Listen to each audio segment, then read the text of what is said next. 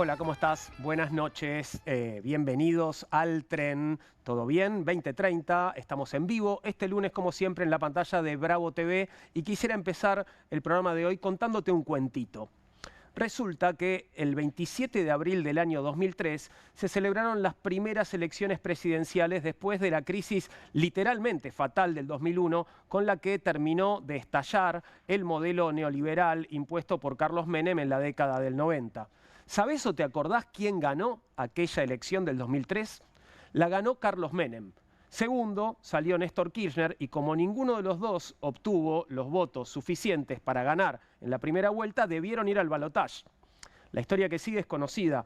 A 4 días de la segunda vuelta, Menem se bajó, Kirchner fue presidente y la historia sabés cómo siguió. Pero espera porque el cuento que estoy contándote no termina ahí. ¿Vos te acordás quién salió tercero en aquellas elecciones de abril de 2003? El tercero fue Ricardo López Murphy, cuyo mandato como ministro de Economía de Fernando de la Rúa había durado 15 días porque metió un megaajuste que desató una crisis que no pudo pilotear ni siquiera Domingo Cavallo. En esas elecciones de 2003, entre Menem, el primero, y López Murphy, el tercero, sumaron el 40,8% de los votos. Es decir, que en 2003, un año y medio después de la peor crisis económica y social de la democracia, el 40,8% de los argentinos votó por dos de los principales responsables de esa misma crisis. Y eso que de la Rúa no se presentó. Adivina ahora cuánto sacó ayer La Libertad Avanza a nivel nacional para diputados. No lo vas a poder creer. 40,8%. ¿Acaso es esto una coincidencia? No sé si es una coincidencia. ¿Qué quiero decirte con esto? Que no es para tanto. Más sacó Macri en 2017 y fíjate dónde está ahora Macri. Eso, ¿dónde está Macri en este momento? Alguien me decía qué buena pregunta cuando preguntaba algo así, pero no, Macri seguro está en un lugar mucho más confortable que en el que estamos nosotros. Vamos a hablar en otro momento de él.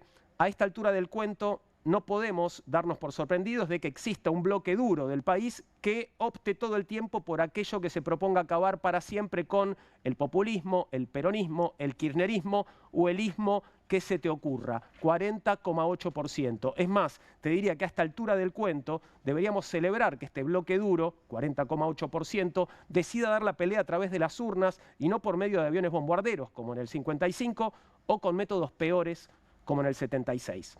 Así es la democracia. A veces se pierde y a veces se pierde. Pero existe la posibilidad de ganar. Ojo, claro que para eso hay que proponer algo mejor que el adversario. Vos decís, para un poquito, pero ¿cómo? ¿Había que presentar propuestas? Debió faltar eso, ¿no? Obviamente, después de un resultado tan categórico, las imágenes de los ganadores celebrando invadieron los medios y las redes sociales. En el búnker de La Libertad Avanza hubo festejos a lo grande. Mirá. No, la estaban pasando bomba, ¿eh?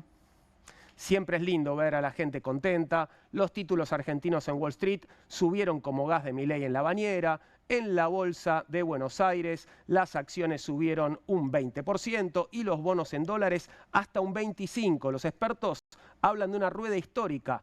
¿Cómo no ser optimistas? Si ya sabemos que si al sector financiero le va bien, a todos nos va bien, ¿o no? No me pidas que defina bien, pero bueno, es así.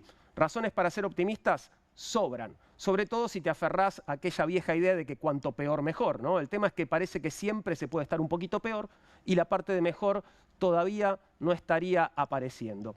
Obviamente el presidente se apropió del triunfo y motivos no le faltan. En las últimas semanas se puso la campaña al hombro y salió a defender al gobierno en todos lados. Hizo frente a las críticas y se la jugó, aun cuando las encuestas no lo favorecían.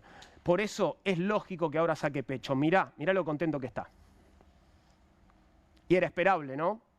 ¿Cómo no va a estar contento el presi? El primer día se apropia del triunfo, el segundo de los recursos naturales y así, pero está bien, no queda otra que felicitar al presidente Trump por este triunfo y apostar a que los próximos 2 años sean de prosperidad y crecimiento.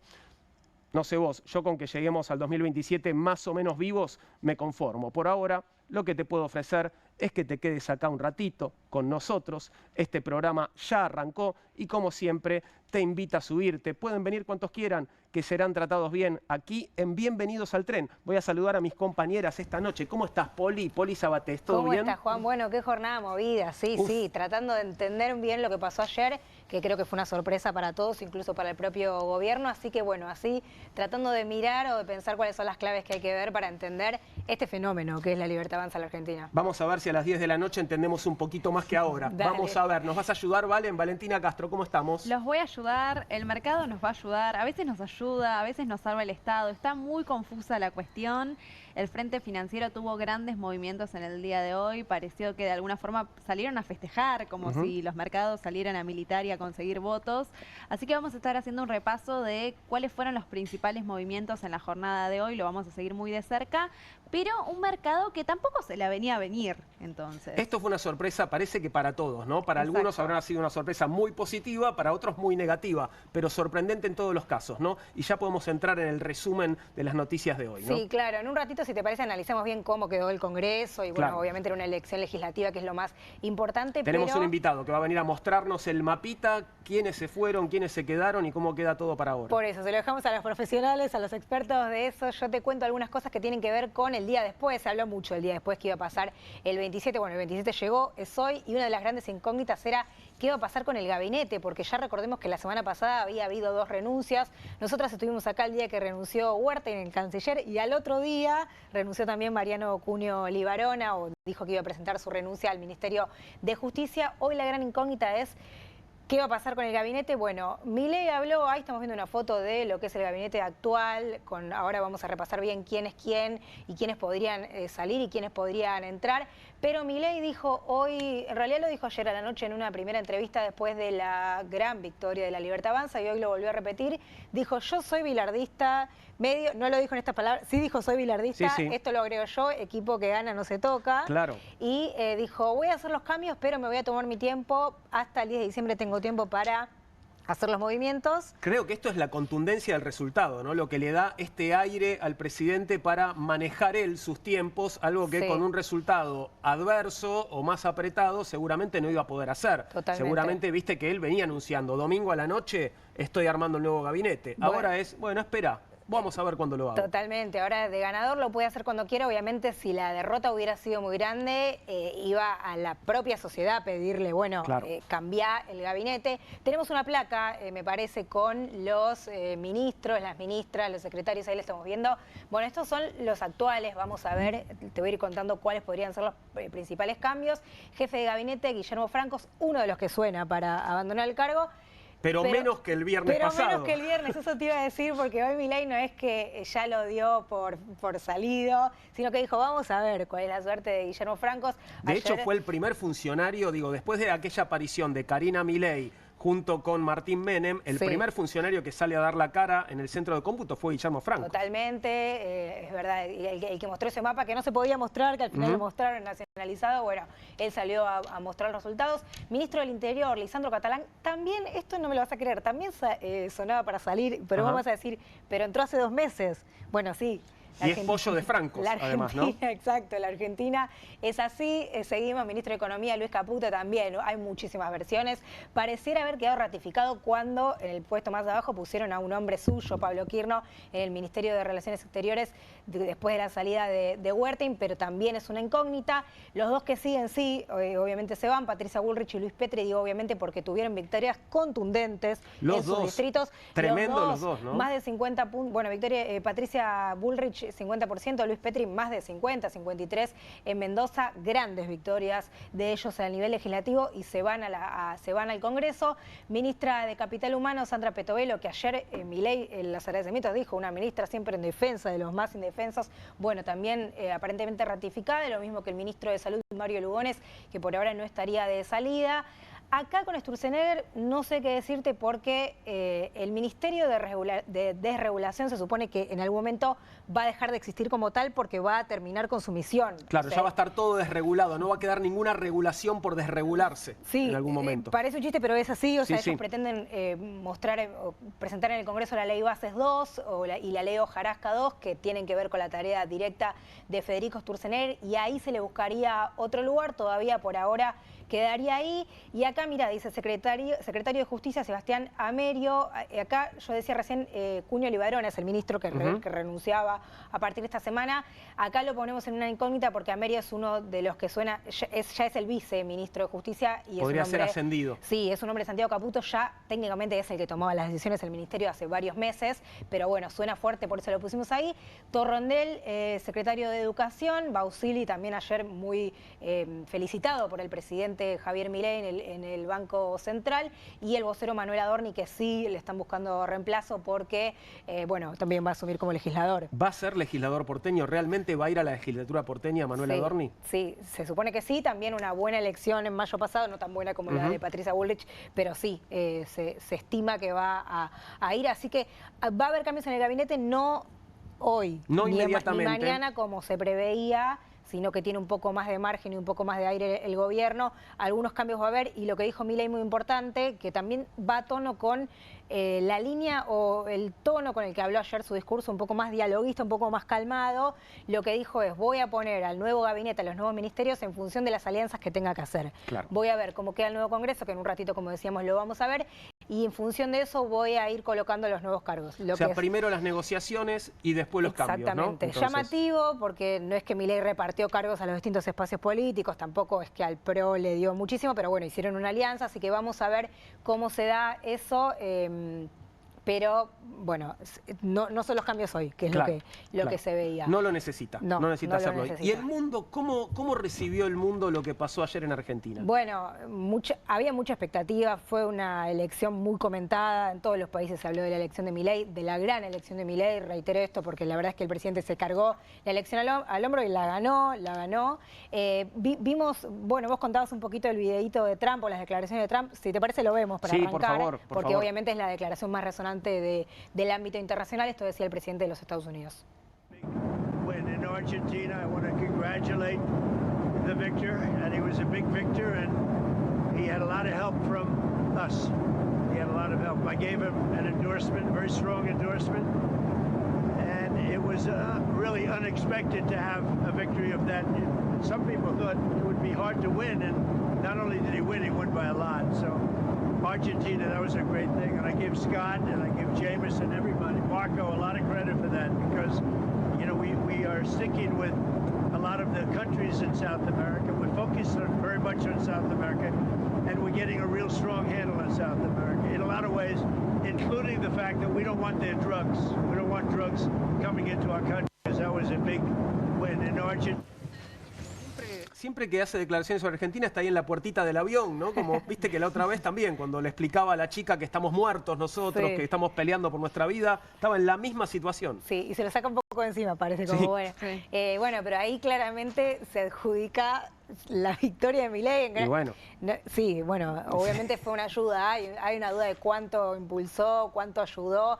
La verdad que la Libertad Avanza venía mal en el último tramo de la campaña, después del escándalo con su principal candidato en la provincia de Buenos Aires, y los Estados Unidos evidentemente algún aire le dio, y gran parte de la sociedad leyó que había un espaldarazo que significaba algo. Bueno, con mucho tino, en mi criterio, Trump se adjudica parte de esa victoria, y en parte, como decís vos, es así. Pero no es el único líder que celebró, también está Benjamín Netanyahu, primer ministro de Israel, también con mucha afinidad ideológica. Claro. Los amigos de Milei en el mundo, ¿no? Porque estás por nombrar otra que también está en la misma. A ver qué le puso. Bueno, Sara Anay, supongo que será la señora, esposa, señora Netanyahu, ¿no? Sí. Sara y yo, y el Estado de Israel. le mandan a usted y a todo el pueblo de Argentina nuestras más cálidas felicitaciones por su extraordinaria victoria en las elecciones de ayer, ¿no? Mi querido amigo presidente Javier Milei. Así se refiere Netanyahu a Javier Milei. Y así se refiere también Meloni, que también tenemos para verlo, de Italia, que también, bueno, muchas veces se habló de la amistad, de la relación íntima y personal que tiene Giorgia Meloni con Milei. Lo estamos viendo, puso una foto juntos y puso directamente felicitaciones mi amigo Javier Milei. Y en línea, no tenemos para verlo, pero sí te cuento, Víctor Orbán de Hungría, todos en el espectro de la derecha, ultraderecha, ¿no? Estos nuevos líderes de la ultraderecha mundial. Orbán dijo lo mismo y dijo, bueno, nos alegramos de también Hungría comparte las ideas de la libertad como la Argentina, como Estados Unidos iba a decir, como la Argentina, un fallido. Así que bueno, repercusión internacional en los aliados. Después, por supuesto, no se vio de la misma manera. Donde no le fue tan bien a la Libertad Avanza fue en Santiago del Estero, salió tercero, era la única provincia que quedaba a votar gobernador, fue la única provincia en la que se votó también cargos ejecutivos. Elías Miguel Suárez es el nuevo gobernador, es bueno, un delfín de Zamora, que es el Gerardo Zamora, el gobernador actual. Por primera vez en 20 años no va a gobernar un Zamora ni su compañera Claudia Ledesma Abdala. Ahí lo vemos festejando un triunfo muy importante. Bueno, la participación fue baja en todo el país en las elecciones. En Santiago del Estero fue un poquito más alta, 72,6%, o sea, había un poco más de pulsión de ir a votar, cargos ejecutivos, y también se votó con dos sistemas, no solo la boleta única, sino también las boletas partidarias. Bueno, ahí está Elías. Claro, la elección de gobernador fue con boleta partidaria y la elección nacional fue con la boleta que utilizamos en el resto del país. Exacto, que bueno, ahí decían algunos votantes que fue un poco confuso porque tenían como dos métodos de votación. Bueno, Elías Miguel Suárez, 69 años, entonces nuevo gobernador, nuevo mandatario de esa provincia, y te decía, la Libertad Avanza quedó tercero. Ganó Fuerza Patria en segundo lugar, o salió en segundo lugar, mejor dicho, así que no pudo festejar ahí el oficialismo nacional. Bueno, tenemos nuevo gobernador. Y después, el Frente Económico. Claro que sí, el impacto económico de la elección de ayer. ¿Qué pasó? ¿Qué pasó en Argentina? ¿Qué pasó en el mundo, Valen? Un frente financiero que amaneció con las principales pantallas en verde, ¿no? Las principales acciones, los ADR, que son las acciones de las empresas argentinas que cotizan en la bolsa de Wall Street, creciendo a niveles del 20, del 30%, toda una novedad. Ahí lo que estamos viendo en pantalla es un gráfico que muestra cómo ha sido la velocidad, cómo ha sido el ritmo de la evolución del dólar, del tipo de cambio. Una variable que... En horas, ¿no? Esto está medido en horas. Es el cuadro que está arrancando, no sé, perdóname que te interrumpa, a las 11 de la mañana y de 11 de la mañana a 3 de la tarde. Exactamente, las horas que opera el mercado es donde vemos este gráfico que muestra cómo se ha movido la evolución del dólar. Un dólar del Banco Nación, que es ese dólar que se toma como referencia, que cerró en 1.460. Lo que estamos viendo en pantalla es la evolución del dólar mayorista, que es el que más bajó en la jornada del día, que llegó a los 1.435 pesos. Datos que son importantes, sobre todo para ir siguiendo de cerca, de decir, bueno, ¿cuál iba a ser el tipo de cambio el día después de la elección? Toda esta semana va a ser importante en realidad para ir siguiendo las pantallas del Banco Central. Perdóname, porque hasta el viernes pasado, además, cualquier persona que estuviera hablando de economía en cualquier medio de la Argentina decía que hoy el dólar iba a estar mucho más arriba de lo que estuvo el viernes. Nada de eso sucedió. Pero lo que sí no paró de suceder fue la cobertura. Es decir, la cantidad de personas que fueron hoy a comprar dólares. Y está barato, comprar campeón. Exactamente, hubo un volumen en el cual el mercado operó en 400 millones, números bastante escandalosos, y sobre todo una presión muy cerca de los empresarios yendo a buscar esos dólares para cubrirse de los posibles movimientos. Después vamos a tener una mesa donde justamente vamos a discutir esto, pero hay un dato que es central que vamos a tener que ver de cerca, que tiene que ver con la caída del riesgo país. Un indicador clave para refinanciar y renegociar la deuda externa y los bonos que vencen a fin de año. Hoy cayó estrepitosamente. Exactamente. Hoy el riesgo país llegó a tocar los 600 puntos, o sea, algo inédito hasta el momento, cayó un 40%. donde justamente el riesgo país es lo que te muestra qué riesgoso es refinanciar la deuda, qué riesgoso es invertir en el país. Un dato bueno para el gobierno en un contexto en el cual necesita exclusivamente sentarse a negociar con los bonistas, sentarse a negociar con el Fondo Monetario, y esto es un buen indicador para la gestión económica. ¿Esto ya sería un número, digamos, normal de riesgo país? No, todavía no. Para ser un país normal, dentro de los términos del mercado, deberíamos tener un riesgo país como máximo de 300 puntos. Okay. Hoy festejamos que lo tenemos en 650, para que tomemos dimensión del asunto, ¿no? Bueno, pero la semana pasada estaba arriba de 1000. Por encima de 1000. Que... Exactamente, pero bueno, seguir de cerca sobre todo porque a fin de año al gobierno se le vencen 1.500 millones de dólares por lado del Fondo Monetario y otros organismos multilaterales de crédito, pero también tiene un vencimiento muy fuerte y el más importante que tiene que ver con los bonos nacionales que vencen el 9 de enero, 4.500 millones de dólares, y esto es un indicador central para decir, bueno, vamos a conseguir los dólares para pagarle a los bonistas también. Vamos a abrir ahora nuestra primera mesa de conversación con invitados. Tal vez recuerdes, si venís siguiendo este programa, que no lleva muchas emisiones. ¿Cuánto van? ¿8, 9? Por ahí. 2 semanas, sí. Bueno, recibimos a Gonzalo Taboada de La Sastrería, que venía a mostrarnos un trabajo muy interesante que hizo la consultora, que era el Índice Congreso. Una suerte de, de proyecto interactivo en el cual vos podías fijarte cómo era la performance de cada legislador, cuántas bancas ponía en juego cada fuerza en relación a las que tenía, cómo se había comportado cada uno con respecto a sus votos en relación a los proyectos del gobierno y un largo etcétera. Y nos decía Gonzalo, bueno, esto después va a ser actualizado con los datos de quienes entren y quienes salgan de las dos cámaras. Gonzalo Taboada, politólogo y analista de La Sastrería, está con nosotros de vuelta. Bienvenido, Gonzalo. Muchas gracias. Muy bien, muy bien. ¿Vos dormiste algo? Poco. Son días donde uno está en una especie de estado del arte, ¿no? De análisis político. Sí. Esperemos no decir tantas tonterías. Te leí en Twitter diciendo eso y me daba curiosidad ver si llegaste a una revelación con respecto al resultado de las elecciones, pero no me lo cuentes todavía. Okay. Primero vayamos a ver, bueno, cómo quedaron las fotos de una y otra cámara después de la elección. Te seguimos, Gonzalo. Bueno, la elección fue una elección que a priori resultó sorpresiva, incluso para los mismos cánones oficialistas. Hoy mismo lo dijo Milei a la mañana, nadie esperaba que ganara en la provincia de Buenos Aires y efectivamente quedó arriba.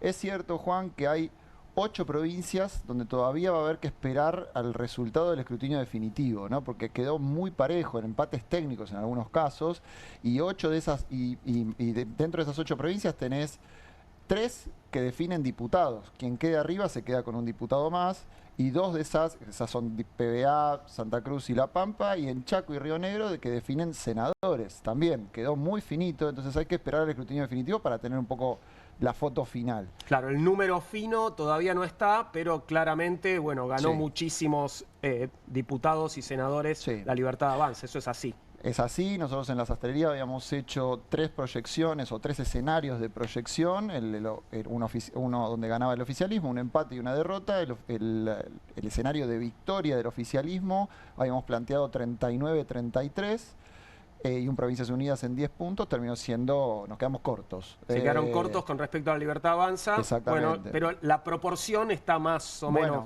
por ahí, ¿no? Bueno, nosotros esta vez hicimos un trabajo ya más fino sobre los números concretos, que lo podemos ver cuando ustedes definan, digamos, y ahí podemos analizar cómo quedó este nuevo Congreso. Por favor, vayamos acompañando con las placas y lo seguimos a Gonzalo. Vamos con la primera y vamos viendo qué pasó allí.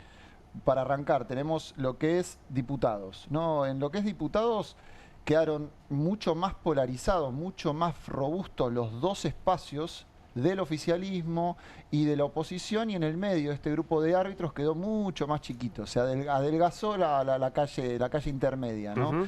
El oficialismo quedó con 113 en total, entre libertarios violetas, amarillos y aliados, ahora lo podemos ver en la segunda placa, 39 árbitros, y oposición 105. Si vemos la siguiente, podemos ver que entre los 113 oficialistas hay 76 diputados puros, violeta, 24 del PRO, 10 de gobernadores aliados, de los gobernadores de Esdero, Cornejo, Frigerio y Poggi, Chaco, Mendoza, Entre Ríos y San Luis, y 3 de estos radicales con peluca, ¿no? Entonces, estos 113 igual son línea dura, más allá de que no sean todos la Libertad Avanza puros, todos estos van a bancar todo lo que proponga el gobierno. Sí, probablemente incluso estos son categorías a priori, porque no sabemos todavía cómo van a terminar de conformarse los bloques a partir del ingreso el 10 de diciembre. De hecho, en esos 24 del PRO está Santilli, que Santilli fue, hoy por hoy es un amarillo violáceo, entonces hay que terminar de ver si es que ¿computa al PRO o computa ya directamente de la Libertad Avanza? En el caso, digamos, de lo que es la oposición, vemos 67 de Fuerza Patria, 27 de PJs provinciales y 11 de otros, donde están los que responden al gobernador Gerardo Zamora, electo senador de la Nación, lo que son las 4 del FIT, y Natalia de la Sota, que es una dirigente de Córdoba que ha votado siempre en contra del gobierno. Una pregunta, perdón. Sí. En los 22 de PJs provinciales están aquellos legisladores peronistas que eventualmente habían votado alguna vez con el gobierno. Bueno, sí, son 27 del de los PJ provinciales, que básicamente son todos estos oficialismos provinciales, o mejor dicho, todos estos peronismos que no tenían Fuerza Patria como nombre. Llámese Frente Tucumán primero, lo que es Federales de La Rioja, Defendamos La Pampa, en fin, hay varios. Eran 13 Fuerza Patria y el resto tenían un nombre particular. Los tucumanos son los que han tenido un comportamiento más sinuoso. Errático, ¿no? Sí. Claro. Bueno, sí, en el caso, si lo citamos puntualmente, los diputados que responden dentro del bloque Independencia al gobernador Osvaldo Hall del año pasado, en el 24, habían tenido un nivel de apoyatura del gobierno nacional de un 80%, 70%, y este año bajó estrepitosamente, bajó un 15%, ¿no? Y logró encabezar, unificar el peronismo y hacer una gran elección en la provincia de Tucumán, que por pocos votos, 10.000, 20.000 votos, no terminó quedándose con 3 de las 4 bancas que disputaba la provincia. Quedó al final 2-2, ¿no? Y pasando a los árbitros, digo, porque ¿cómo jugarán estos árbitros? Viendo cuáles son los árbitros, uno puede ver en ellos una tendencia más hacia la oposición o más hacia el oficialismo, o dependerá del caso. Mirá, en muchos casos, hablando puntualmente de la elección terminó siendo un poco la disputa entre el antikirchnerismo y el antimileísmo, y podemos decir que el antikirchnerismo ganó 68 a 60. Entonces, muchos de estos provincialismos sufrieron el no ser los beneficiarios del antikirchnerismo, como por ejemplo el gobernador Puyaro de la provincia de Santa Fe. El verdadero antikirchnerismo se lo terminó capitalizando Milei. ¿Qué pasa con los oficialismos provinciales? Provincias Unidas, nuevamente, habrá que ver si se termina de conformar como bloque en sí mismo o termina de ser básicamente ranchos propios. Claro. Y los oficialismos provinciales también habrá que ver si terminan de repente de tener una mirada más conjunta o no. Claramente, ahora lo podemos ver en el Senado, donde tienen un lugar un poco más fuerte, van a ser la variable. Por eso hablamos de árbitros, ¿no? Digamos, la variable de gobernabilidad y principalmente de lograr el número de mayoría propia que permita al oficialismo avanzar con estas reformas estructurales, que es lo que plantea el presidente Milei ya instruyó a su gabinete para que esta semana ya empiece a tantear si había posibilidad de reunirse con algunos de ellos. Incluso lo dijo esta mañana, dijo, de alguna manera es como hay que analizar, no hay que tomarnos tiempo, lo decían recién ustedes, la urgencia de cambiar el gabinete ya pasó, ya ahora de repente tienen un poquito más de hándicap para poder evaluar cómo queda el Congreso y en función de eso ver también con quién tienen que negociar, quizás algún lugar en el gabinete. Algo muy llamativo que salió a mencionar en el discurso de la noche de ayer el presidente Javier Milei fue la necesidad o la posibilidad de construir consensos básicos, ¿no? Va hacia ese lado, digo, un cambio de postura muy radical a lo que veníamos acostumbrados, y tiene que ver con esto de empezar a negociar con otros sectores para conquistar esa mayoría que cada vez parecería estar más cerca. Incluso fíjense que desde la estética ya hay un cambio. Ya anoche no estuvo con la campera, esta mañana tampoco, estuvo con traje, corbata, y ya está hablando de una manera un poco más moderada, estadista, ¿no? Digamos, y en función de lograr lo que necesita, que es estos convenios con algunos gobernadores. Sí, la diferencia es que yo creo que hasta el viernes Milei tal vez esperaba tener que ir a negociar con los gobernadores en una posición de cierta debilidad, y ahora lo va a hacer en una posición de bastante fortaleza con este resultado de la elección, ¿no? Sí, era un planteo de necesidad, y ahora es un planteo de oportunidad, ¿no? Digamos, hay un cambio en función de lo que fue el resultado tan contundente para el oficialismo. Si pasamos a lo que es Senado, vamos a ver ahí una disposición un poco más partida, ¿no? Un poco más distribuida en 3 tercios, ¿no? Ya no es 2 bloques muy grandes y uno en el medio más chico, sino que acá está un poco más parecido, digamos, más allá de que el oficialismo tendría el tercio más nutrido con estos 27. Tanto en diputados como en el Senado se despejó el riesgo de no lograr el tercio, ¿no? Digamos, el tercio ya está garantizado. El tercio para sostener los vetos. Para sostener los vetos, para resistir un juicio político. Ese riesgo ya está despejado. Y si vemos que acá de repente tiene 27 propios y necesita 10 para lograr el quórum y la mayoría simple, también vemos un escenario donde pueda llegar a lograrlo. Si en la siguiente placa vemos el detalle. Vemos nuevamente 16 en el oficialismo de la Libertad Avanza, 8 del PRO, 3 de gobernadores aliados. En el caso de la oposición, 11 de Fuerza Patria, 11 PJs provinciales y 2 de Zamora. Y nuevamente en árbitros, los de Provincias Unidas, que habrá que ver si terminan conformando un bloque, y los oficialismos provinciales no alineados y 7 de otros. ¿Otros quiénes serían? Otros responden en realidad a monobloques o a bloques más chicos que no tienen necesariamente una terminal en un gobernador. Así queda entonces conformado el Congreso. Se me ocurren varias cosas para preguntarte. Con respecto a fuerzas menguantes, ¿no? Sí. Da la sensación de que, por ejemplo, los legisladores del radicalismo tienden a la desaparición. Bueno, y los del PRO, bueno, cayeron muchísimo también, ¿no? En diputados lo veíamos la última vez que presentamos el índice de Congreso, donde tenías claramente el 60-70% de las bancadas, tanto de Democracia, que es este bloque más línea Manes, como del UCR, es el bloque más línea de Loredo, arriesgaban un montón y perdieron un montón. El radicalismo quedó muy reducido en su representación y muy probablemente tenga una representación más vinculada con los gobernadores que como espacio radical en sí mismo dentro del Congreso.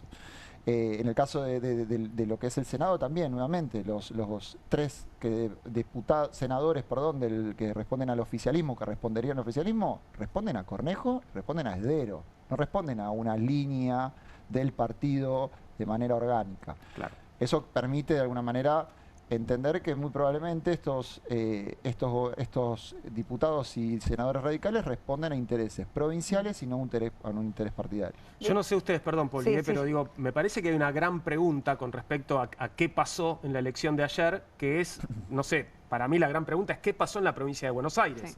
Digo, donde en la elección de septiembre hubo 14 puntos de diferencia a favor del peronismo y ahora nos encontramos con un triunfo de la Libertad Avanza. No sé si ya encontraron alguna explicación, la están buscando, tienen alguna teoría, alguna hipótesis con respecto a qué sucedió en un poquito más de un mes, porque Sí. no pasó tanto tiempo. Sí.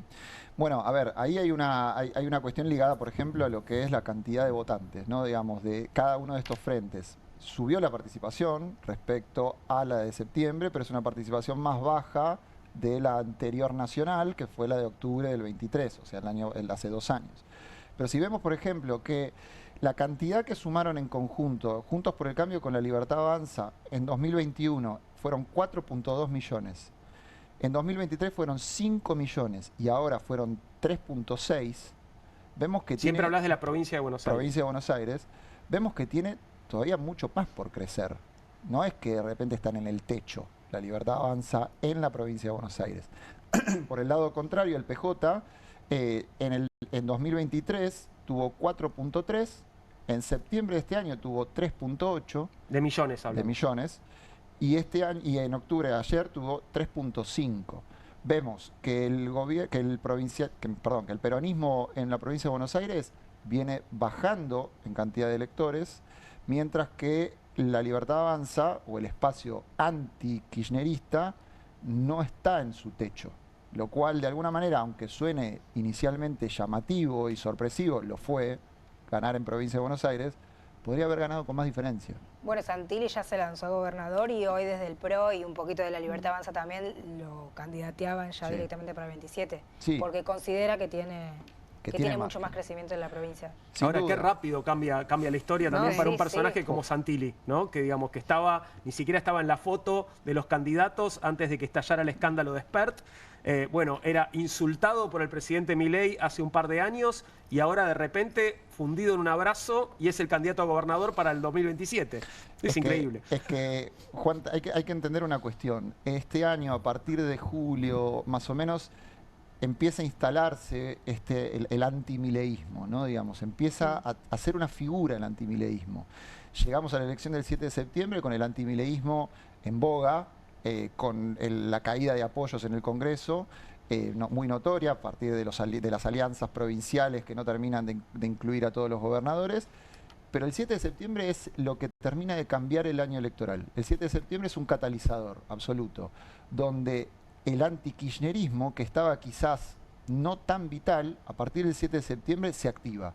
Reaccionó al resultado tan Absolutamente. fuerte, tan positivo para el peronismo, digamos. Absolutamente. Nosotros en la sastrería hacemos un tracker que se llama ¿Qué tienen los argentinos en la cabeza? Junto a Gila Birker de 3.0 y vimos cómo pasó 62% de los que decían tengo muchas ganas de votar en agosto, a partir de la elección pasó a 72%. Un incremento muy notorio, muy llamativo, que este domingo termina de entenderse, ¿no? Digamos, ¿cuál fue? El antikirchnerismo le ganó al antimileísmo y eso es lo que muy probablemente explique el resultado de ayer, no solamente en la provincia de Buenos Aires, en el país. Claro. Hay quienes están diciendo, Fuerza Patria en realidad no perdió porque mantuvo sus bancas, las que defendía. Esa lectura, ¿cómo la ves? A ver, sí, es cierto, pero lo importante es la cantidad de votos. Lo que va a definir el próximo gobernador son la cantidad de votos. Lo que va a definir el presidente en el 27 faltan 2 años. Es una eternidad en este país, 2 años, pero son la cantidad de votos, ¿no? Digamos, es un poco parcial y un poco, no es un dato tan de alguna manera tan valioso para evaluar una elección, la cantidad necesaria de bancas, sino cuántos obtienen. Decías recién, bueno, el 7 de septiembre fue un punto de quiebre, Sí. un antes y un después. ¿Qué pasa con el rol de los intendentes en la elección de la provincia de Buenos Aires, que parecería ser, bueno, un rol muy distinto al que tuvieron el 7 de septiembre? Bueno, salieron ya algunos a despegarse de la dirigencia nacional, a hacer algunas declaraciones. Se habló incluso de la rebelión de los intendentes. Bueno, ¿vos cómo lees esta cuestión de qué rol cumplieron los intendentes en relación a la elección anterior? Bueno, los intendentes a la elección del 7 de septiembre fueron los grandes protagonistas. Se votó más intendentes que cargos provinciales. Los intendentes en su mayoría responden al gobernador Axel Kicillof y claramente hoy salieron ya bastante fuerte con discusiones respecto a la dirigencia nacional o a la conducción nacional. Hoy por hoy el peronismo, no solamente los intendentes, sino vemos los gobernadores, que incluso desde el hecho mismo de no llamarse igual Fuerza Patria, cada uno decidió por la propia, hoy el peronismo está en una diáspora, hay una diáspora peronista que no responde a una conducción porque la conducción no termina de ser eficaz, no termina de ordenar y no termina de bajar no solamente un programa, sino una línea, ¿no? Entonces, hoy por hoy, de alguna manera es cada uno haciendo lo que considere en función de su territorio, en función de sus intereses. Y es un escenario donde muy probablemente se termine de profundizar la disputa. Ya la elección pasó. La elección era lo que ordenaba más o menos a que estén todos juntos, a tratar de tener esta pax romana. Ya pasó la elección, así que muy probablemente ahora... Agarrate por lo que viene. Una última pregunta, te agradecemos mucho que hayas venido, Gonzalo, siempre muy interesante lo que nos traes. Queda por resolverse, decías, bueno, algo en 3 o 4 distritos, ¿qué es lo que queda por resolverse y cuánto puede llegar a modificar, bueno, el resultado que conocimos anoche? Bueno, quizás no varía tanto, Juan, o sea, en diputados puede variar 3 más, 3 menos, y en el Senado pueden variar 4 más, 2 más o 2 menos, ¿no? Porque depende en diputados, si, no sé, en Provincia de Buenos Aires quedó 17-16, la Libertad Avanza arriba, quizás queda al revés. Pero puede haber ganado Tayana, por ejemplo. Puede haber ganado Tayana. Claro, eso... podría llegar a pintarse la provincia de celeste o de azul, y de repente lo mismo puede pasar en La Pampa, que quedó pintada de celeste y puede quedar pintada de violeta. O Santa Cruz, que quedó pintada de celeste, pero puede quedar pintada de violeta. Y en el caso de Chaco y Río Negro, Chaco quedó arriba, Coqui Capitanich quedó del candidato de Desdero a menos de 5.000 votos y hay 11.000 impugnados. Claro. Entonces, perdón, que era la última, pero ¿pasó alguna vez que se dio vuelta con un escrutinio definitivo? Sí, de hecho, No recuerdo. en el balotaje del 23, a priori, Massa había ganado en Santiago del Estero, que mencionaban recién, que siempre el peronismo, digamos, o el sector libertario le fue muy mal. Solamente había ganado Santiago del Estero, provincia de Buenos Aires y Formosa. Luego, después en el escrutinio definitivo, Chaco también se pintó y fue la cuarta provincia que ganó el peronismo en el balotaje. El resto de las 20 las ganó Milei. Esta elección, Milei ganó 16 de 24. El tema es que hay 8 que hay que definir. O sea, se pintó de violeta el país. Hasta ahora, gran parte. Provisoriamente. Provisoriamente. Hay que terminar de ver cómo se termina de pintar. Claro, ahora puede cambiar el color de algunas provincias, pero el resultado general va a seguir siendo positivo para el gobierno. Eso ya no se mueve de ahí, ¿no? No. El resultado es ese, es un resultado muy contundente. Hablábamos hasta hace poco de la mejor elección casi imposible de repetir de Macri en el 17. Y más allá de que fue en vez de 42, terminó siendo casi 41, es una elección muy equivalente. También aprovecho, digamos, con ese pie. La elección de Macri en 2017 no terminó generando un escenario de victoria absoluta imposible de recuperar en el 2019. De hecho, pierde, ¿no? Entonces, la victoria de ayer de Javier Milei abre un escenario, le permite despejar dudas, le permite despejar necesidades y habilitar algunas oportunidades, pero no es un cheque en blanco de la sociedad. El gobierno tiene que cambiar tesitura política, tiene que lograr consensos que hasta ahora no logró y en función de eso, bueno, plantear un escenario distinto, ¿no? Pero desde una posición mucho más cómoda de lo que parecía la semana pasada, ¿no? Absolutamente de acuerdo, sí. Gracias, Gonzalo, nuevamente, por haber venido. Gonzalo Taboada, de La Sastrería, nos acercaba este estudio tan interesante sobre cómo queda ahora la situación en el Congreso. Nosotros vamos a seguir hablando, por supuesto, de las elecciones de ayer, pero ahora vamos a darle otra perspectiva. Vamos a llegar a una perspectiva psicoanalítica con un camarada al que me da mucho gusto volver a encontrar. Ustedes saben, chicas, que yo estaba en este mismo horario haciendo un programa llamado Comunistas y tenía, bueno, un montón de camaradas, entre ellos uno de los más fieles y persistentes y casi siempre aquí, el doctor Sergio Zabalza, doctor en Psicología por la UBA. Bienvenido, Sergio, qué lindo volver a verte. ¿Cómo estás? ¿Qué tal, Juan? Buenas noches. ¿Qué tal? ¿Cómo están? Bueno, muchísimo gusto de estar aquí nuevamente. Un placer. Compartiendo con vos cuestiones tan importantes. Sé que, bueno, por supuesto que seguís con muchísima atención toda la actividad política en nuestro país y que estuviste pensando mucho desde el resultado de anoche hasta esta hora. Te veía tomando notas recién. ¿Qué estuviste pensando y cuál es tu mirada con respecto a cómo salió la elección de anoche? Bueno, te cuento un poquito lo que es mi tesis. Mi impresión es que Argentina es un país que se está desfenestrando. Defenestrarse es tirarse por la ventana. Exactamente. Y cuando yo trabajaba en el Hospital Álvarez, un colega con mucha experiencia me advirtió, ojo, el que se tira por la ventana no está tanto buscando matarse, sino que está buscando el marco que lo tranquilice, que lo calme, que lo oriente. Mi hipótesis es que nuestro país es un desesperado que está buscando un marco y en la búsqueda de ese marco se termina suicidando. Todos los indicadores muestran que el gobierno de Javier Milei es un absoluto fracaso por su ineptitud, por su crueldad, por su falta de sensibilidad y sin embargo la gente lo respalda.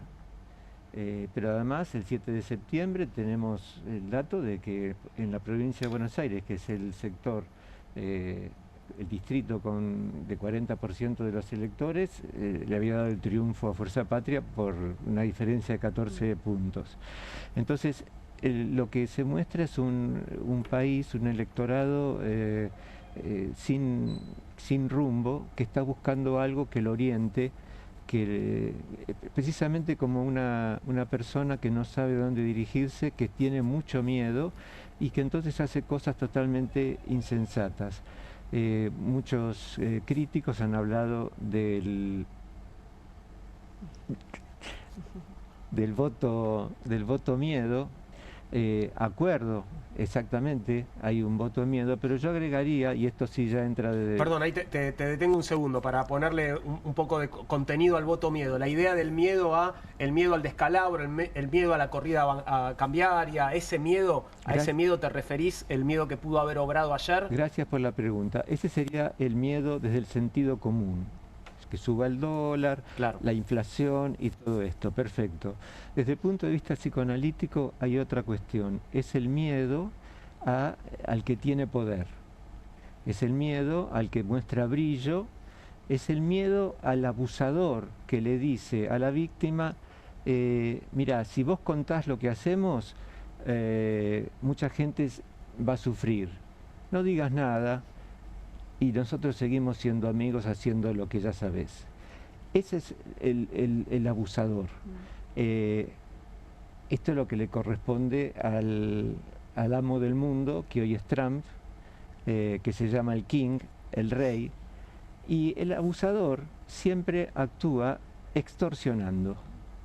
La maniobra de Trump fue una extorsión, y el partener de la extorsión es el soborno, es decir, te trato bien, no digo nada, te doy lo que vos querés y yo me tomo la satisfacción prohibida que a mí me gusta.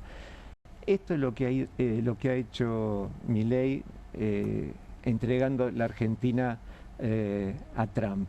Ahora, Sergio, sí. vos decís, perdón, decías al principio, Argentina es un país cuyos habitantes están desorientados y se suicidan, o más o menos dijiste así. ¿No es algo mundial también, o no pasa en otros países esta desorientación, o votar líderes como Trump, como Orbán, que lo mencionábamos recién en Hungría? ¿No es algo más amplio que nuestro país únicamente? Acuerdo con vos, sí, sí. ¿Es algo de época? Sí, un sí. mal de Occidente, tal vez. Es un mal de Occidente y que nuestro país ilustra de una manera muy, muy contundente. Y a propósito del suicidio, de tu pregunta, y ya entrando en el terreno específico de la salud mental, en nuestro país se suicida un adolescente por día. Las estadísticas indican que las chicas de entre 10 y 19 años, el índice de suicidios es el más alto desde el año 2017. Los adolescentes que se suicidan probablemente buscan un rumbo, porque las razones que dan aquellos que fallan en el intento es no tengo futuro. ¿Cuál es el futuro que da este gobierno? Bueno, apostar a la bolsa, lo decía en su editorial Juan Di Natale de una manera muy incisiva. Poné tu horizonte en las criptomonedas. Hoy por hoy los chicos de 12 años están habilitados para operar en la bolsa, es decir, un absoluto disparate. Y algo muy importante, cuando quien ocupa el lugar de la autoridad carece de límites, esto enloquece a la sociedad.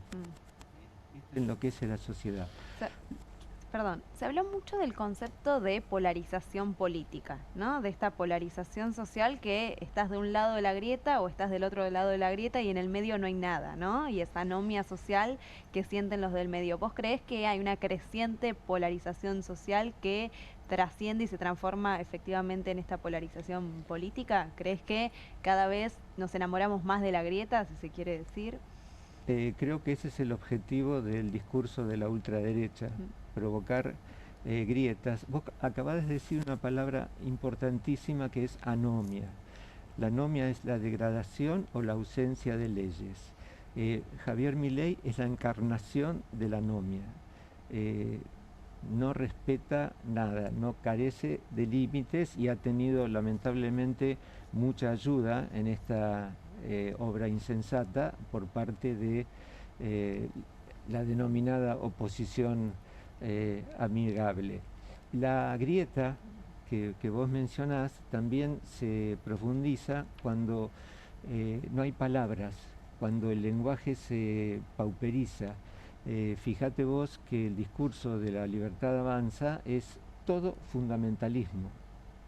Es pobrísimo su argumentación, repiten siempre, lo hacen con violencia, con insultos, con groserías. Esta es el discurso incluye también los gestos, porque Javier Milei hace el gesto de que se está masturbando, en fin, es impresionante. Todo esto es lo que enloquece a la sociedad. Y hay otra palabra importante que es la perplejidad, que está muy pegadita a la anomia, muy pegadita a la anomia. Cuando no hay cómo orientarme, cuando faltan los marcos, cuando falta el rumbo, el sujeto se queda paralizado. Cuando digo sujeto puede ser tanto una persona como una nación, se queda paralizado, no puede reflexionar, no puede escuchar, las palabras se empobrecen, luego hace locuras como por ejemplo defenestrarse. ¿Qué ves en el vínculo, digo, hablaste de los dos y por eso te lo pregunto, el vínculo entre Trump y Milei? No sé si, bueno, hay algo ahí particular, ¿no? Entre ellos dos, sobre todo del lado de Milei hacia Trump, ¿no? Parece haber una suerte de fascinación. Sí, una fascinación, y comparten la obsesión anal. Interesante esto. Sí, por ejemplo, Donald Trump hace unos meses dijo que había una docena de países que le querían besar el culo. Así, textual. Sí. Y hace poquito hemos visto un video hecho con inteligencia artificial en el cual Trump pilotea un avión de combate cuya misión es arrojar mierda sobre los manifestantes que están en su contra. Dije mierda porque la mierda es una palabra muy importante dentro del sentido común. Decimos mierda en distintos sentidos, los actores se dicen mierda antes de salir a escena, ah, mierda, qué bueno, y al mismo tiempo nos anda la mierda todo esto. Depende de cómo se ubica una persona respecto de su erotismo anal, pero lo que es importante destacar a propósito de la mierda y la obsesión anal que comparten nuestro presidente y el king del mundo es que siempre hablan del culo o de su obsesión anal en términos de violencia. Claro. Jamás como algo amoroso, como algo de encuentro amoroso entre las personas, siempre es de manera violenta. Un lugar de intercambio violento, digamos. Sí. Sí. Sergio, quiero antes de despedirte contar que Sergio está por publicar un libro que tiene que ver con las columnas que habitualmente presenta en Página 12. De hecho es una selección, entiendo, ahora me lo vas a contar, de esas columnas. Columnas que, digo, a mí un poquito me emociona porque siento que, no sé si las vi nacer, pero vi cómo las ideas de Sergio se ponían en juego en esta mesa aquí en Bravo TV y después estaban plasmadas en estas columnas que además Sergio muy gentilmente nos compartía en nuestro grupo de trabajo. ¿Cómo se llama el libro? ¿Cuándo sale? ¿Y cuánto de lo que estoy diciendo es así? Lo queremos comprar. Por supuesto, se los voy a traer con mucho gusto. El libro se llama A mí me curaron en el Garrahan. Y tiene como subtítulo Palabras hospitalarias para un país defenestrado, donde ahí de alguna manera expongo esta tesis sobre un país que está buscando cómo orientarse. Esto que dice Juan, te lo agradezco porque es exactamente así como vos decís, notas y artículos que fui escribiendo a medida que cumplía con esta experiencia tan impactante de haber estado compartido en Comunistas. Tiene 3 secciones, locura y muerte, la autoridad amorosa y la salida en diagonal. Y hay textos, por ejemplo, del Eternauta, sobre toda la experiencia que hizo el CONICET en el fondo del mar argentino. Hay textos sobre Charly García, sobre Cristina. Exactamente, sobre El balcón de Cristina, Charly García, doctor en sensibilidad humana. Hay textos sobre los adolescentes y toda la... Estamos compartiendo la portada ahí, todavía no lo tenemos físico en nuestra mano porque entiendo que todavía no está fabricándose. Está por publicarse. Pero ahí lo tenemos. A mí me curaron en el Garrahan, edita Letra Viva y ahí está la presentación, que es el martes 11 de noviembre a las 20 en la Dama de Bolini. Así que bueno, si andás por ahí te podés acercar y estar también en esa presentación. Sergio, bueno, un placer nuevamente haber compartido este rato con vos y esperamos que nos traigas el libro. Bueno, muchísimas gracias. Muchas gracias por la invitación. Un placer. Hacemos una pequeña pausa y continuamos. Nos queda todavía hablar de aspectos económicos y hay una pregunta que tiene que ver con una figura importante del gobierno. No sé si forma parte del gobierno o no, pero institucionalmente es una figura importante. La vicepresidenta. ¿Cuál es el futuro de Victoria Villarroel ahora que va al Senado Patricia Bullrich? Vamos a hablar con la biógrafa de Victoria Villarroel para que nos cuente a dónde cree que seguirá, cómo seguirá la historia de Victoria Villarroel. Hacemos una pequeña pausa y seguimos.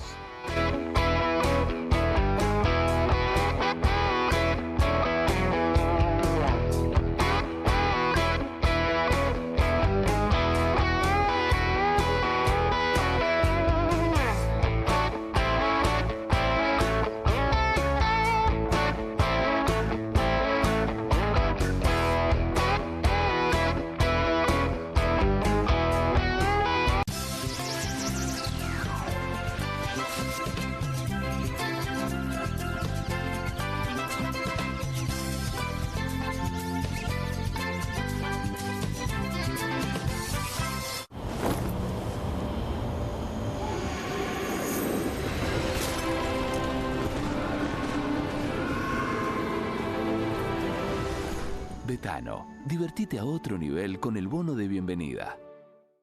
En Mendoza, cuando algo es muy, pero muy hermoso, decimos manso. Manso paisaje.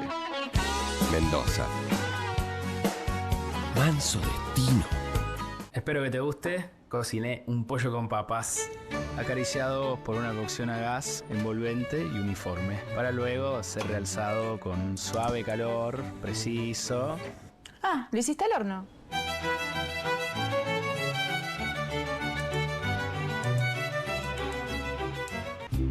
Las casas usan diferentes perfumes. Eligen oler a café en la mañana, a veces a ropa recién lavada y otras a madera.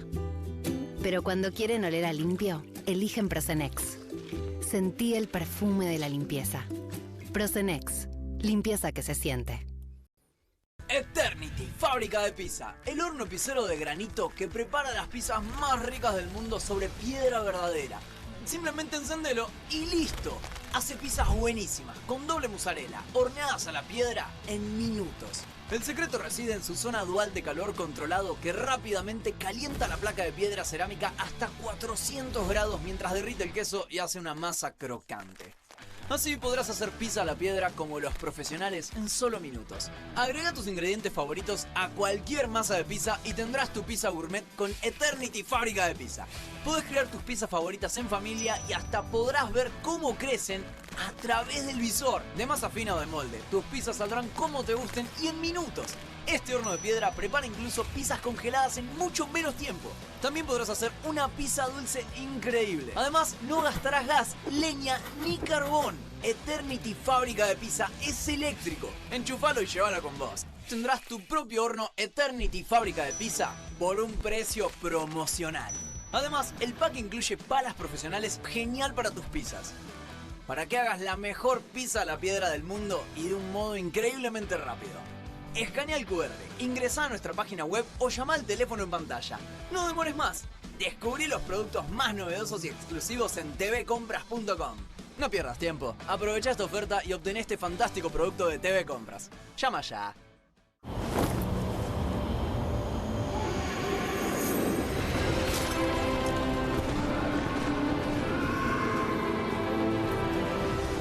Betano, divertite a otro nivel con el bono de bienvenida.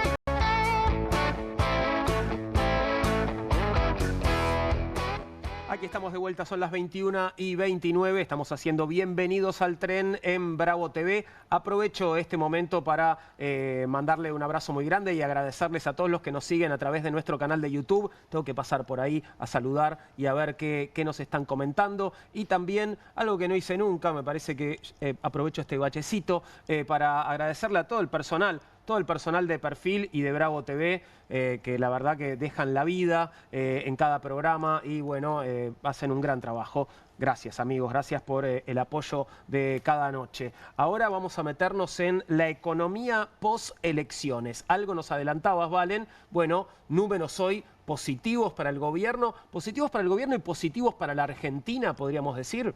Sí, efectivamente, primero que nada positivos para el gobierno, ¿no? Bien. Veníamos de un Toto Caputo que le habían preguntado ¿cómo te sentís con el dólar a 1.500? Y él dijo, me siento muy cómodo siempre que no supere o no llegue a romper ese techo de la banda. Hoy la banda está 1.472 pesos. Veníamos de 2 jornadas en la semana anterior donde el dólar llegó a estar 1.515, 1.520, incluso un poquito más de 1.520. Y ahí la gastaba Scott. Ahí la gastaba Scott. Bueno, acá tenemos un gráfico donde justamente la línea azul es cómo se mueve el dólar y tenemos una banda violeta que es la banda superior, que es el techo de la banda, que fíjense que hubo momentos que se logró superar, sobre todo la semana pasada, y después vemos la línea por debajo que, bueno, el piso de la banda también queda muy lejos, ¿no? Para que tengamos en cuenta esto, bueno, un dólar que se va a ir modificando y vamos a tener que seguir de cerca. La gran pregunta es, ¿llegan a acumular dólares? Bueno, veamos.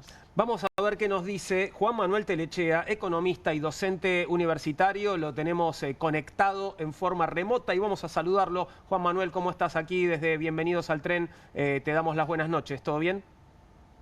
¿Cómo andan? Muchas gracias por la invitación. No, por favor, gracias a vos por atendernos. Bueno, ¿cómo la estás viendo vos? ¿Qué te parece que le toca ahora al gobierno y a estos meses de la Argentina después de esta elección con un resultado, creo yo, inesperado para todos?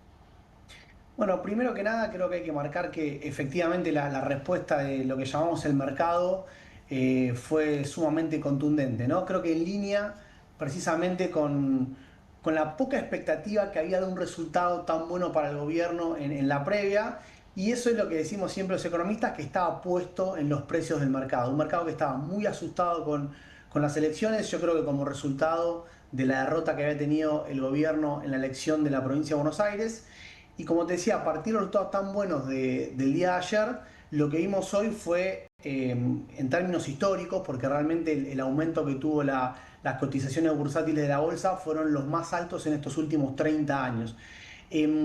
De todos modos, yo creo que hay que aclarar una cuestión que también siempre pasa, que es que el mercado sobrereacciona, ¿no? O sea, se asusta mucho cuando la cosa viene mal, pero también se pasa de rosca en los festejos cuando la cosa anda bien. Porque precisamente si uno mira de acá a los próximos meses lo que, digamos, vemos en el mercado, es que no están los problemas resueltos. O sea, el gobierno, al haber obtenido una gran elección, le permite, ¿no?, blindarse de los vetos en el Congreso, pero todavía va a tener que negociar para pasar las leyes. Y esos son factores que además te afectan la economía en el mediano plazo, digamos, pensando de acá a un año o dos. El punto más concreto es que la falta de dólares que tiene la economía sigue estando, ¿no? O sea, hoy cuando uno mira cuáles son los componentes que te aportan dólares al mercado cambiario, que son fundamentalmente las exportaciones, vemos que eso no te alcanza para compensar las principales usos o demandas de ese dólar, que son fundamentalmente las importaciones, los pagos de la deuda externa, y además en los últimos meses se agregó el tema de la compra de dólares para atesoramiento, ¿no? Entonces, acá el punto es, esa ecuación sigue sin cerrar. ¿Cuál es ahí el objetivo del gobierno? Bueno, poder conseguir a través del préstamo con Estados Unidos y con nuevo financiamiento digamos, los mercados internacionales, poder repagar esa deuda sin tener que apelar a reservas propias. Pero insisto, el problema sigue estando porque además de esos pagos de deuda, también se le pide al gobierno que acumule reservas. Porque claro, cuando miramos la reserva del Banco Central están en niveles sumamente bajos. Entonces, si bien, insisto, la elección fue muy buena, eso no cambia nada el panorama de corto plazo, que es esta falta de dólares. Y tiene herramientas el gobierno en este nuevo escenario, si querés, más positivo después del resultado de la elección de ayer, tiene las herramientas para resolver ese problema que, bien decís, no está resuelto? Y en todo caso, ¿cuáles serían? Bueno, tenemos dos, ¿no? Una que ya estaba presente anteriormente y que al mercado no le cerraba, que era el tema del préstamo con Estados Unidos, el famoso swap. Recordemos que eso se había anunciado en las últimas semanas y a pesar de eso el dólar seguía subiendo, tocó el techo de la banda. Y en segundo lugar, el factor que yo creo que aparece ahora, que era la idea original del gobierno, pero que estaba clausurada justamente por lo alto que es el riesgo país, es el reacceso a el financiamiento privado, ¿no? O sea, poder refinanciar la deuda no dependiendo ni del Fondo Monetario, ni de los organismos multilaterales, ni del gobierno de Estados Unidos, sino directamente ir a conseguir financiamiento privado. ¿Cómo se consigue esto? Bueno, básicamente vos tenés que tener un riesgo país que sea lo suficientemente bajo, porque ese riesgo país te marca el costo que vos tenés que pagar para endeudarte, ¿no? Entonces teníamos un riesgo país que estaba por encima de los 1100 puntos, esos son 11 puntos por encima de la tasa de interés internacional. Estamos hablando de una tasa de interés de 15-20% en dólares, algo que obviamente era imposible para Argentina. Hoy tuvimos una caída del riesgo país sumamente abrupta, quedó en torno a los 650 puntos, y por lo general lo que estimamos en el mercado es que vos necesitas que eso baje a 500, 550. Entonces, el gobierno quedó bastante cerquita de ese nivel y yo creo que si llegara a suceder eso, ahí se le abre una nueva llave, que es la de refinanciar los próximos pagos que tiene de la deuda externa con nuevo financiamiento del mercado privado y no teniendo que apelar a dólares propios, ¿no? Si lograra pasar eso, yo creo que ahí puede destrabarse un factor relevante que podría permitir que todo esto cierre. De nuevo, cierra en tanto y en cuanto puedas lograr sostener ese refinanciamiento, lo cual sabemos que es sumamente complicado. Uno de los próximos vencimientos, Juan, muy importantes que tiene el gobierno es el 9 de enero, es el vencimiento de los bonos. Hace unas semanas atrás le habían preguntado a Caputo por qué no daba respuestas sobre si iba a poder llegar a pagarle a los bonistas y él decía, bueno, hasta que no tengamos nada concretado vamos a salir a firmar esto. ¿Vos cómo la ves? Decís que, bueno, con estos indicadores del día de hoy se están de alguna forma armando para darle más confianza y llegar a cumplir con esos pagos del próximo 9 de enero. Sí, en principio yo creo que con el swap ya eso estaría cubierto. Recordemos que también en un momento cuando a Milei le preguntan por el tema, lo que dice es, si no logramos conseguir los dólares de manera propia, vamos a poder utilizar el swap. También recordemos que eso hoy se hace más fácil porque hasta la semana pasada probablemente parte de esos dólares los estaba usando para sostener el tipo de cambio. Ahora que eso bajó y que por lo menos en el corto plazo no parecería que volvamos a esos niveles, vos tenés esos 20.000 o la plata que quede en función de cómo sea el acuerdo final, disponibles para pagar son menos de 5.000 millones de dólares. Con lo cual yo creo que eso está cubierto. El tema es lo que te queda el resto del año, que son aproximadamente unos 10.000 millones de dólares más. Insisto, además vos tenés toda la compra de dólares para atesoramiento, y cuando vos haces la cuenta no te cierra, entonces ni con el swap te cierra. Yo creo que vos tenés que sí o sí conseguir acceso a los mercados internacionales. El gobierno va a tener estos próximos meses para seguir dando muestras de que tiene todo encaminado y apuntando a que el riesgo país baje. Si eso sucede, yo creo que por lo menos los pagos del próximo año los va a poder cubrir. Te llevo, Juan Manuel, a otro tipo de endeudamiento que es el de las familias, bueno, de los temas centrales. Estamos hablando mucho de eso con mucha razón, porque la gran mayoría de las familias argentinas están endeudadas. Ese problema, ¿cómo se resuelve? Y te pregunto si crees que es prioridad para el gobierno o si no lo tiene en su agenda. Bueno, es una gran pregunta, ¿no? Así como antes te decía que me parece que toda la parte financiera con el resultado electoral cambió y el panorama se puso mucho más alentador para el gobierno. Me parece que acá no solamente en el corto plazo no veo que haya ningún mecanismo, no le decimos ningún driver de crecimiento, sino que para el gobierno no es, creo yo, una prioridad y lo mostró, digamos, con un montón de ocasiones anteriormente. Acá tenés, digamos, dos problemas. Uno que podría resolverse en el corto plazo, que es la tasa de interés muy elevada, ¿no? La tasa de interés en los últimos meses, en parte como resultado de esta tensión con el tipo de cambio, se había aumentado a niveles estratosféricos y eso obviamente le pega a ese nivel de endeudamiento, pero también hay que entender que ese nivel de endeudamiento es el resultado de familias que con los ingresos que tienen, que están en niveles muy bajos, no estaban pudiendo llegar a fin de mes y por eso es que se endeudaban. Ese para mí es el problema principal y yo no veo que en los próximos meses vaya a mejorar, porque fundamentalmente no veo que la actividad vaya a recuperarse, porque básicamente para que la actividad se recupere vos deberías ver alguna variable que cambie, ¿no? Y si el gobierno ajusta el gasto público, si las paritarias están creciendo por debajo de la inflación y vos no tenés ningún mecanismo que te aumente esa demanda de la economía para que la gente gaste más y eso retome, ¿no? el círculo, la rueda de la producción, bueno, yo no veo que en el corto plazo ese problema que estamos teniendo vaya a mejorar. ¿Y qué puede llegar a pasar, Juan Manuel, con la lucha contra la inflación? Venimos de algunos meses en los que, bueno, viene como la tendencia al alza, ¿no? Se revirtió esa tendencia a la baja y se acercan además los últimos meses del año que en general suelen ser también complicados, ¿no? En ese sentido, ¿qué te parece que puede pasar? ¿Impacta de alguna forma el resultado de la elección? Bueno, como siempre, ¿no? El termómetro es el dólar y el hecho de que el dólar haya bajado creo que es un factor relevante. Pero así como te digo eso, te digo que también en los meses anteriores el dólar había subido mucho y no había tenido tanto impacto en los precios como habíamos visto en otros episodios anteriores. Con lo cual yo creo que acá, por lo menos en los próximos meses, no parecería haber indicios de que la inflación vaya a caer abruptamente. O sea, este cambio en el humor del mercado no creo que impacte en una empresa que mañana tiene que decidir si baja los precios o no. Ahí creo yo que vuelve a jugar el factor de también la falta de demanda, la falta de producción, pero no veo que en el corto plazo la inflación vaya a caer abruptamente por lo que acabamos de ver con los resultados de ayer y lo que está pasando en estos días. Conecto las dos preguntas, la que te hice recién y la que hizo Juan. ¿Crees que puede haber sido un factor de voto la inflación estable o baja, como quieras llamarla? Mira, la verdad que es difícil, ¿no? Porque siempre es una cuestión multicausal, porque cuando fue la derrota en la elección de la provincia de Buenos Aires, ¿no? Uno de los principales motivos que todos dijimos fue por la caída del poder de compra, fue por el efecto que tuvo en el empleo, lo cual yo creo que se ve porque en la provincia de Buenos Aires es bastante puntual.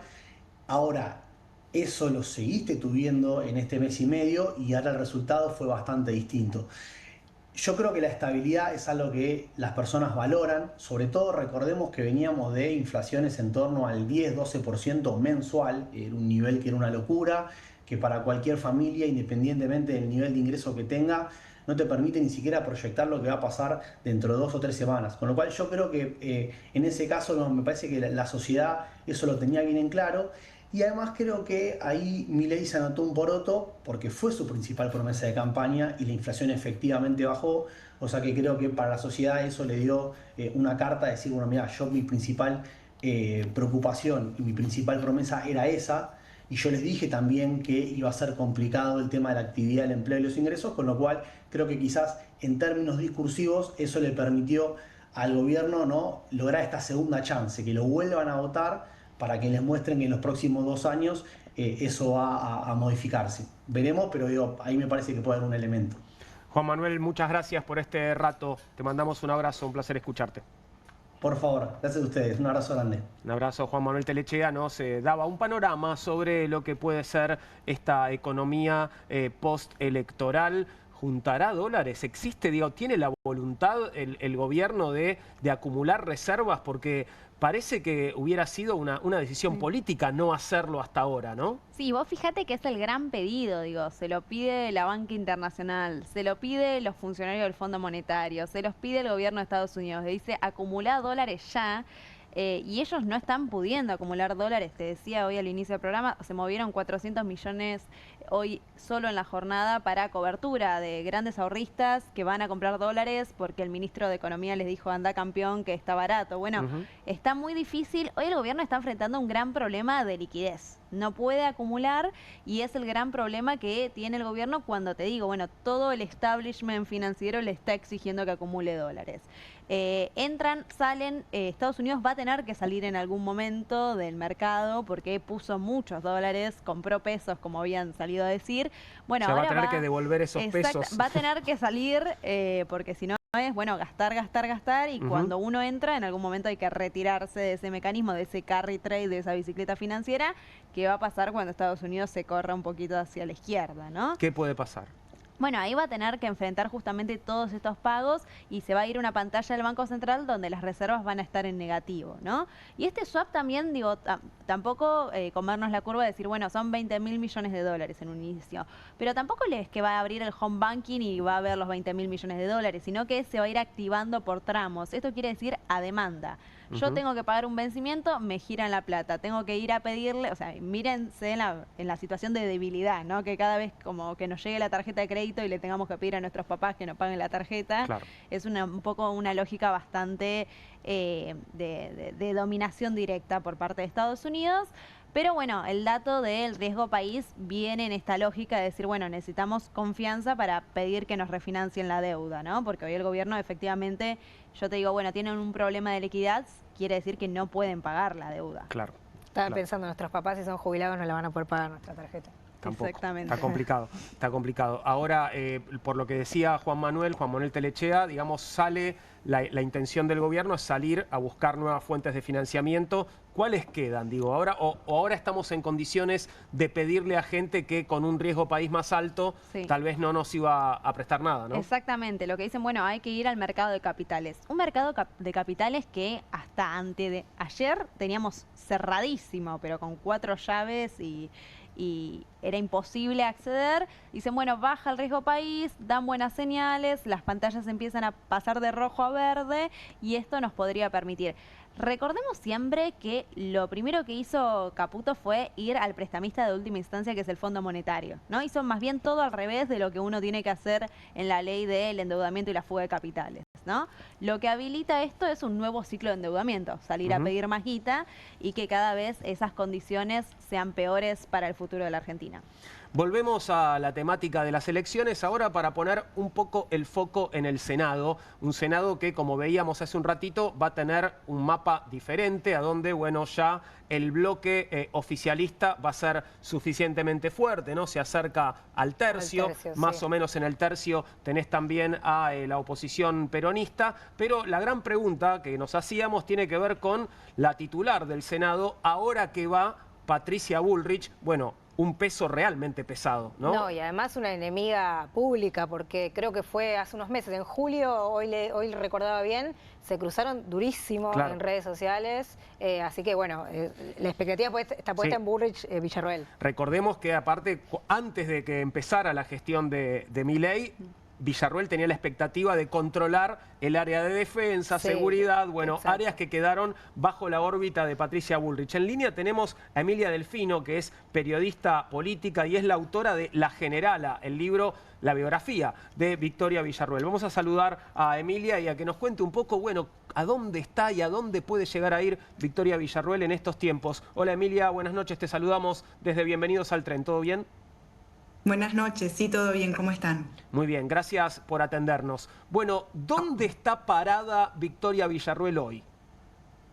Bueno, hoy Victoria Villarroel está en una disyuntiva, ¿no? Está viendo en dónde va a poder insertarse después, en qué espacio político insertarse, porque cuando termine su cargo como vicepresidenta de la Nación dentro de 2 años, ella planea continuar con su carrera política, pero no tiene hoy un espacio donde hacer esa carrera y no tiene tampoco una construcción propia. Entonces tiene que insertarse en otro espacio que no es La Libertad Avanza. Ahí ya sabemos que están los puentes dinamitados y tiene que ver justamente, bueno, dónde encaja. Y la gran disyuntiva de ella no solo es ver dónde, sino es ver cómo, porque ella no se siente del todo cómoda en ninguno de los espacios políticos donde más o menos ella puede llegar a encajar, ni con el peronismo de derecha, ni con el PRO, y mucho menos con La Libertad Avanza, como decíamos. Están en el medio también los heridos de La Libertad Avanza que van quedando en el camino, pero bueno, su equipo está viendo un poco desde dónde se va a insertar y con quién, ¿no? Y cómo. ¿Ves en Victoria Villarroel una figura que puede tener como la suficiente popularidad como para tener una carrera política, digamos, de peso de aquí en adelante? Creo que su gran capital político es su imagen. Ella siempre ha mantenido, o sea, ella ha construido su carrera política en base a su imagen. No tiene otro capital político que la llegada que tiene con la gente y la recepción de la gente en general. Porque fíjate que ella no construyó su propio espacio político. Lo poco que había empezado a construir, que eran los llamados villarruelines, que era la juventud de Victoria Villarruel en el Senado, esa relación también se dinamitó en marzo de este año, cortaron relación con ese grupo volvió a La Libertad Avanza, del lado más de Milei, o está desparramado en distintos sectores. Pero lo que ella podría haber empezado a construir como algo muy propio, muy de Villarruel, no pudo hacerlo. No tiene una base, ella no construye hacia abajo, no construye otros liderazgos que la puedan acompañar. Y por otro lado tampoco tiene ahora ningún aliado en el gobierno, ¿no? Ni siquiera, como ustedes decían, nadie en el gabinete, nadie en el espacio legislativo. Si bien ella trata de mantener buena relación con la mayoría de los miembros de La Libertad Avanza en el Senado, ahora le viene justamente un escenario mucho más expuesto para ella y mucho más hostil, que es con Patricia Bullrich ahí presente en la Cámara Alta. Eso era lo que te iba a preguntar. ¿Cómo imaginás que va a ser la convivencia entre Victoria Villarruel y Patricia Bullrich? Va a ser una convivencia tensa, me parece, porque ninguna de las dos son de echarse para atrás a la hora de la discusión, la pelea, el enfrentamiento. Las dos son muy beligerantes. Villarruel es una persona que cuando hay una pelea redobla la apuesta, no se echa para atrás, es de atacar, se defiende, está a la defensiva y se defiende atacando. Entonces, y Bullrich tiene un estilo muy similar. Lo que sí veo de ventaja para Victoria Villarruel es el poder que ella tiene con la palabra, que Bullrich tal vez no lo tiene tan aceitado, y es esa capacidad que ella tiene para disparar con las palabras, por así decírtelo, porque realmente ella ataca con las palabras y ha demostrado en el debate con Rossi de vicepresidentes en 2023, en debates televisivos con miembros de Montoneros y de ERP, cuando ella era presidente del CELTIV, que ella puede enfrentarse a hombres y mujeres muy fuertes y ganarles la pelea con la palabra. Entonces ahí tiene una ventaja, me parece, Villarruel. Hablabas del futuro político de la vicepresidenta. ¿Sabés si tiene alguna aspiración particular? Por ejemplo, ¿tiene alguna aspiración presidencial? Mira, si ella tiene aspiraciones políticas y haber llegado a la vicepresidencia, que era algo con lo que ella nunca se esperó, o sea, no era una ambición de ella antes de llegar a la política, la vicepresidencia de la Nación. Ella soñaba o aspiraba o ambicionaba ser diputada nacional. Y después con la oferta de Milei todo eso cambió y con la llegada al poder real, ¿no?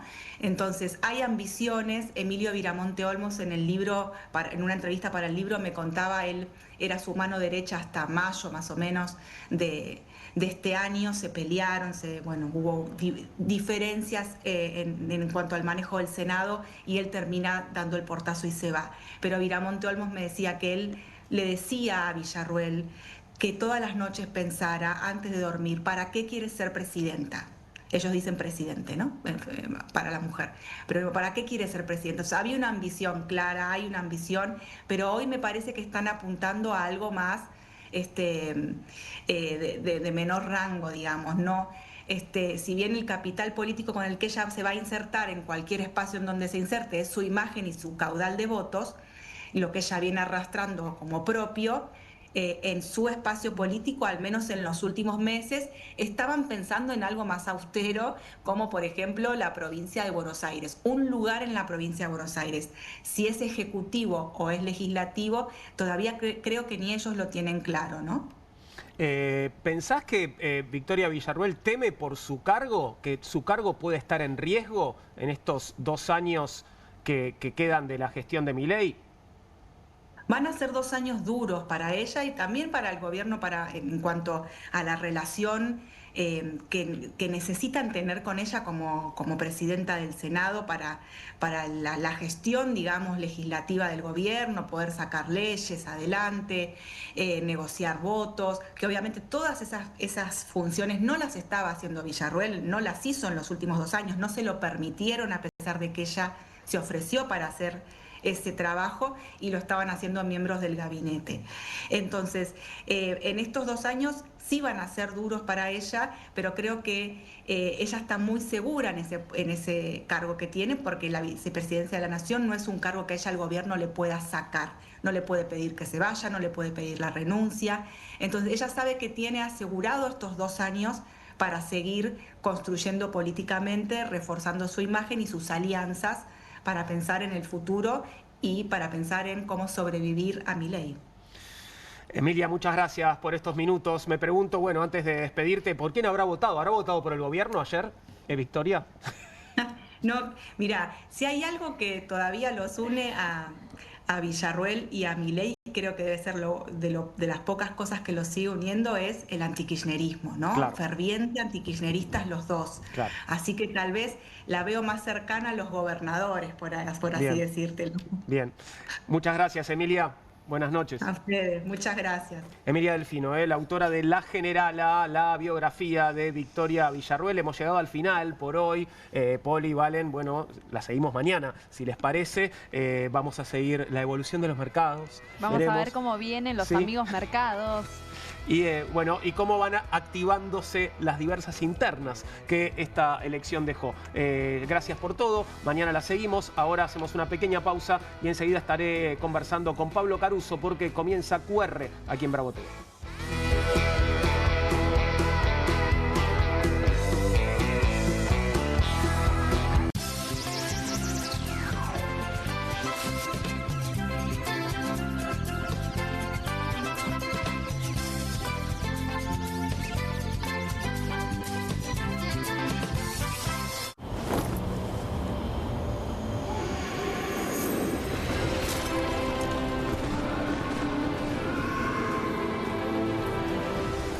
Betano, divertite a otro nivel con el bono de bienvenida.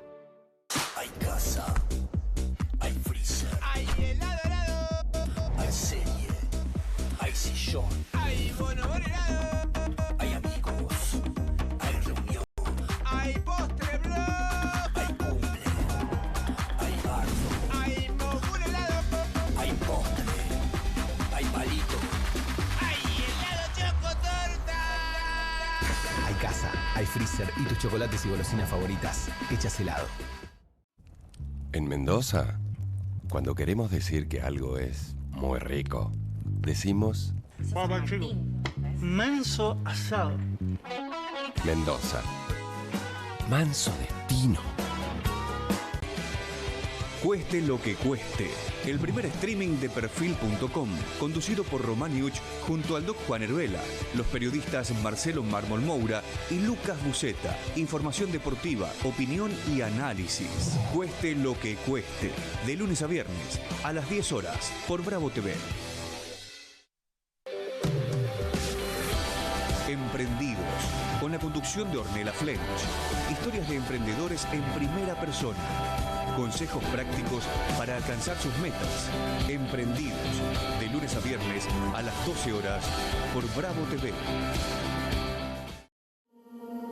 QR, con la conducción de Paulo Caruso y gran equipo.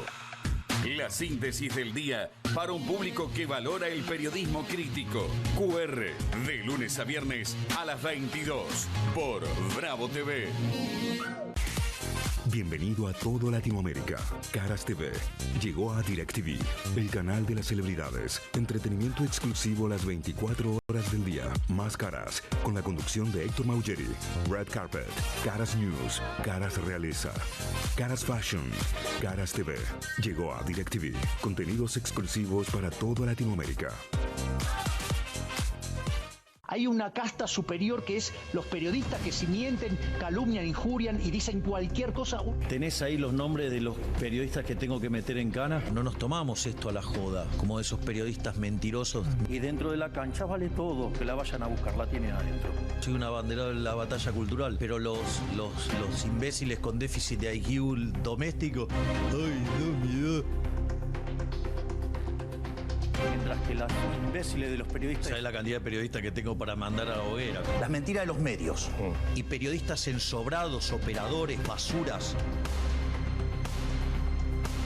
No me vengas con que son inocentes. No digo que sean tan malos como los periodistas. Digamos, raya el mal gusto propio de cerdos. Creo que es una ofensa decirle periodistas. Sí. Milei odia al periodismo. Nosotros amamos al periodismo. Suscríbete a perfil.com.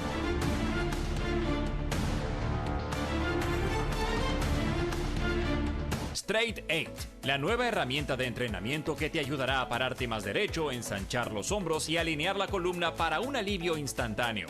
Todo mientras ayuda a reducir el malestar por encorvarse. Desde el momento en que te lo pones, tu postura comenzará a cambiar. El secreto son sus 8 puntos de apoyo que se involucran en la espalda baja, espalda media, hombros y cuello, trabajando juntos para una alineación perfecta, desarrollando memoria muscular que te enseñará a pararte derecho por años. Me veo más alto, sumo el estómago, me veo en forma. La gente me pregunta si adelgacé, pero es por el Straight 8. Straight 8 es ultra cómodo, enriquecido con fibras de cáñamo que absorben la humedad para que puedas usarlo todo el día sin sudar. Se ajusta fácilmente para que pueda usarse por hombres grandes y corpulentos hasta mujeres pequeñas. Es tan ligero y discreto que puedes llevarlo debajo de la ropa y nadie notará que lo llevas puesto. Es por eso que necesitas Straight 8, para que comiences a pararte más derecho y con más confianza. Los viejos aparatos ortopédicos pueden costar miles de pesos, pero ahora puedes ordenar el nuevo Straight 8 de la línea Serafit. Te ayudará a pararte más derecho, ensanchar los hombros y alinear la columna. Para un alivio instantáneo, todo mientras ayuda a reducir el malestar por encorvarse. Desde el momento en que te lo pones, tu postura comenzará a cambiar. Llame ahora mismo y adquiera su Straight 8. Descubra los productos más novedosos y exclusivos de la línea Serafit en tvcompras.com y obtenga este fantástico producto de TV Compras. Llame ya.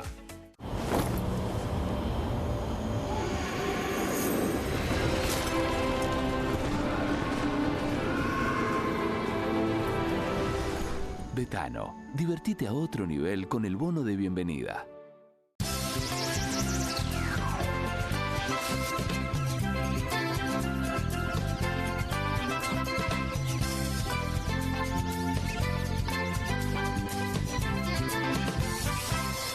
Aquí finaliza el horario de protección al menor.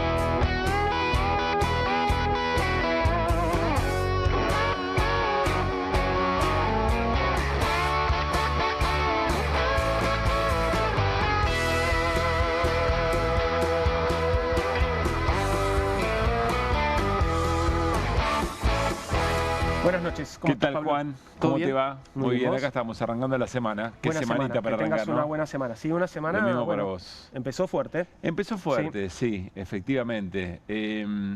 Estaba pensando que nadie tenía absolutamente idea de lo que está pensando la gente antes de ir a votar, o por lo menos un sector mayoritario. Ni siquiera el propio gobierno, Juan. Nadie la vio venir. Nadie de ningún lado. Vos acordate que Milei estaba diciendo, bueno, quizá voy a ver cómo sale toda la noche y ahí hago cambio de gabinete. Claro, vi el resultado y dice, no cambio nada. ¿Sabés qué? Lo hago cuando yo quiera. Claro, Sí. Juan Sebastián Verón dijo, ¿no? Para un poquito. Hablando de cuando yo quiera, perdóname porque no quiero interrumpir después, Sí. pero tenemos que hacer un cambio. Cuando vos quieras, ¿eh? Hoy traje un nuevo Ah, dispositivo. Ah, espectacular. ¿Vos viste? Y ahí va, atajalo que te lo devuelvo. Y además de un color que casi ya no viene sobreviviendo. Sí, un color que Que casi alguien no- piense en el amarillo. Que alguien piense en el color amarillo, Exactamente, por mañana favor. traigo un encendedor violeta. Sí. Pero bueno, sí, nadie lo vio venir. Sí. Y nadie lo esperaba y el gobierno mismo me parece que se está acomodando a una especie de regalo que no vio venir tampoco, ¿no? Sí, puede ser. También preguntas para nosotros, ¿no? Con mucha humildad, tratando de entender cuáles son las preguntas que no hicimos o cuáles son los elementos que efectivamente no vimos venir. Se está hablando mucho del factor miedo al lunes negro. Sí. Y por supuesto que la intervención, ni más ni menos, no es que pasó alguien por la esquina y dijo, che, miren que si la elección no sale como que le favorezca a Milei, se pudre todo. No, el presidente de los Estados Unidos dijo eso. ¿La extorsión de Trump funcionó? ¿Tuvo algún efecto? ¿Te animarías a decir que no? No, no me animo a decir que no. Yo tampoco. Después hay una lectura sobre la provincia de Buenos Aires. Sí. ¿Qué pasó ahí? A ver. Bueno, porque los resultados en realidad no fueron muy distintos en términos de cantidad de votos de lo que pasó el 7 de septiembre. Viste que no votaron los extranjeros. Entonces, en términos de votos, no es que el Fuerza Patria perdió votos, sino que hay gente que no fue a votar en su momento por La Libertad Avanza y esta vez sí fue. Bueno, ¿qué animó a esa gente a ir? Sumó votos La Libertad Avanza, votos que... Y no perdió votos Fuerza Patria, decís vos. Sí. Okay. ¿Esto es culpa a las fuerzas de la oposición de haber hecho una mejor elección? No, después se puede analizar. Empiezan ahora, viste, a revisarse si las listas estaban bien armadas, si solamente eran para cuidar la unidad y entonces no fueron a futuro. Una lectura, Pablo, que me compartía en la mesa hoy, es esta idea de que el 7 de septiembre despertó al antikirchnerismo, ¿no? Puede ser también y ese despertar, obviamente, no fue solo en la provincia de Buenos Aires, sino en el resto del país. Todos los que fueron espectadores de la elección bonaerense en el 7 de septiembre reaccionaron ahora en octubre. Bueno, puede ser. Teorías, ¿no? No estoy matizando la elección. Una gran elección de La Libertad Avanza, sin duda. Una gran elección del gobierno. Dijeron que iban a pintar el país de violeta. No está del todo pintado de violeta, pero en buena parte sí. También hay resultados que son interesantes porque son muy cabeza a cabeza. Y todavía falta que se resuelvan y pueden pintar de un color o de otro algunas provincias. Después está, por ejemplo, la lectura sobre la que se suponía iba a ser en algún momento la ancha avenida del medio, una alternativa, que termina siendo algo... Una bicisenda. Claro, una bicisenda y de mano única, ponele. ¿Y cómo va a jugar eso en lo que viene? O sea, me parece que hay muchas preguntas para hacernos. También, insisto, quizá...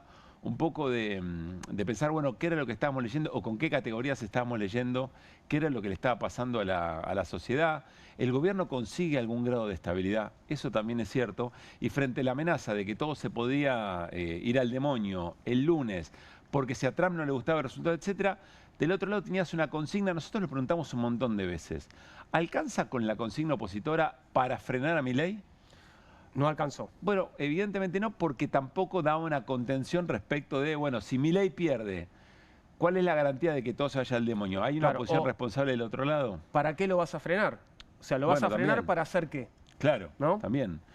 Son preguntas que me parece que todavía estamos a tiempo de hacer. Y un elemento más, Juan, que te comparto.